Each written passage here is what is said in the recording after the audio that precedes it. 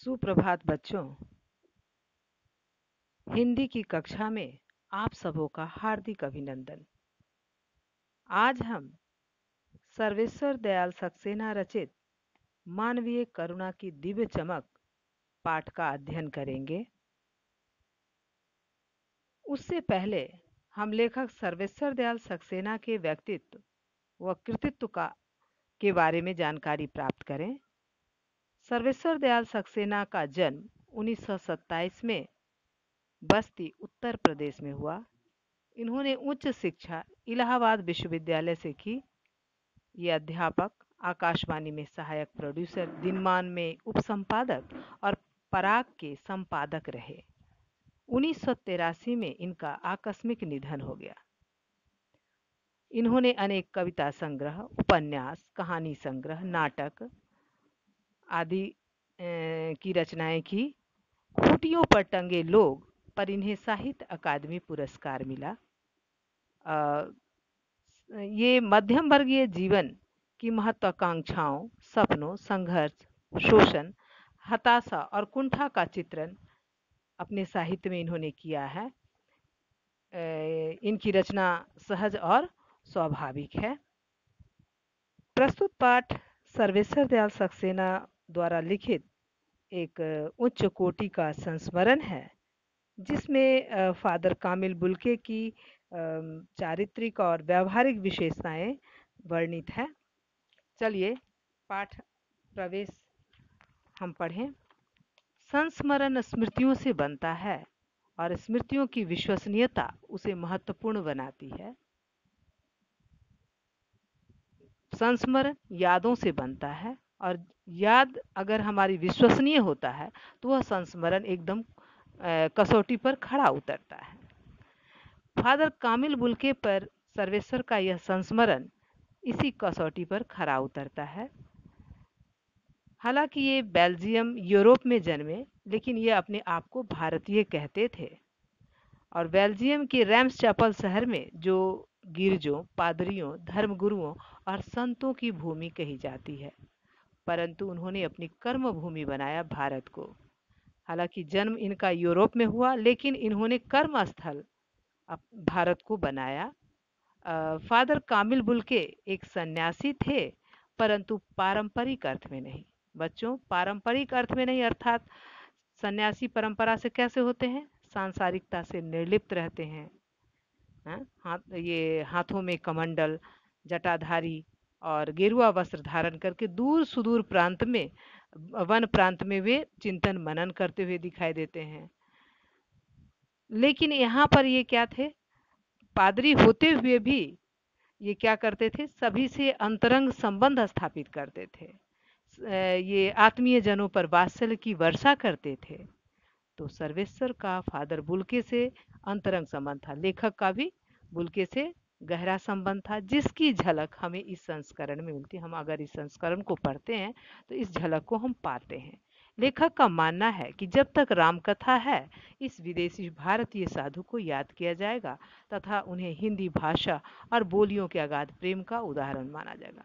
लेखक कहते हैं कि जब तक हमारे देश में राम कथा स्थापित रहेगी, तब तक हम उस विदेशी साधु को कभी भूल नहीं सकते। उन्होंने हिंदी भाषा के उत्थान के लिए, बोलियों के लिए अपना ये अकाट्य तर्क दिया करते थे।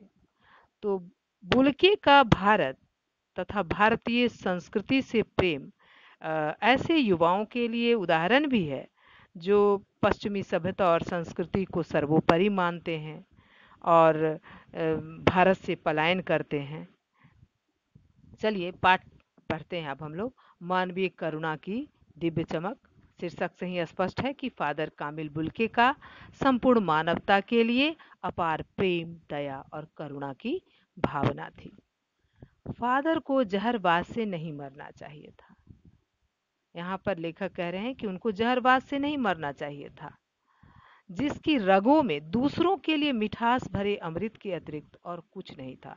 उन्हें लोगों में, आत्मीय लोगों को वो प्रेम, स्नेह और करुणा से सिंचित किया करते थे। तो उनके लिए इस जहर का विधान क्यों हो? तो ये जहरबाज से क्यों मरे? यह सवाल किस ईश्वर से पूछे? लेखक कह रहे हैं कि किस ईश्वर से मुझे, ईश्वर के द्वारा दी गई पीड़ा ही ये झेल रहे हैं। प्रभु की आस्था ही जिसका अस्तित्व था, ये प्रभु के प्रति पूरी तरह समर्पित थे। वह देह की इस यातना की परीक्षा उम्र की आखिरी देहरी पर क्यों दे। यहाँ पर लेखक कह रहे हैं कि जो ये प्रभु के प्रति, ईश्वर के प्रति समर्पित थे, तो शायद ईश्वर इनकी कठिन परीक्षा ले रहे हैं। जो उम्र के इस पड़ाव में ये गैंग्रीन नामक फोड़े इस असाध्य रोग से जूझ रहे थे। एक लंबी पादरी के सफ़ेद चोगे से ढकी आकृति सामने है। उनके व्यक्तित्व के बारे में लेखक कहते हैं कि पादरी के सफ़ेद चोगे से ढकी उनकी आकृति, गोरा रंग, सफ़ेद झाई मारती भूरी दाढ़ी, नीली आंखें, आंखों में वात्सल्य हमेशा झलकता था, बाहें खोल गले लगाने को आतुर, और हमेशा सबों को गले लगाने को आतुर रहते थे। इतनी ममता, इतना अपना इस साधु में अपने हर एक प्रियजन के लिए उमड़ता रहता था। मैं 35 साल से इसका साक्षी था। लेखक कहते हैं कि मैं इनके सानिध्य में 35 साल तक रहा। तब भी जब वो इलाहाबाद में थे, इलाहाबाद में लेखक ने उच्च शिक्षा प्राप्त की, तो उनका सानिध्य उन्हें प्राप्त होता रहा। और तब भी जब वह दिल्ली भी आते थे तो लेखक से मिला करते थे। आज उन बाहों का दबाव मैं अपनी छाती पर महसूस करता हूँ। कभी लेखक कह रहे हैं कि आज उनके नहीं रहने से भी मैं उनके बाहों का दबाव, यानी उनकी आशीष की घनेरी छाया, मतलब उन फादर की स्नेहमयी बाहों का दबाव अपनी छाती पर महसूस करता हूँ, और मुझे शीतलता का अनुभव होता है। बच्चों, गृह कार्य लिखेंगी। पहला प्रश्न लिखें, फादर की मृत्यु का कारण क्या था? लेखक ऐसी मृत्यु को अनुचित क्यों मानता है? दूसरा प्रश्न, वह देह की इस यातना की परीक्षा उम्र के आखिरी देहरी पर क्यों दे? आशय स्पष्ट कीजिए। आज के लिए इतना ही। धन्यवाद।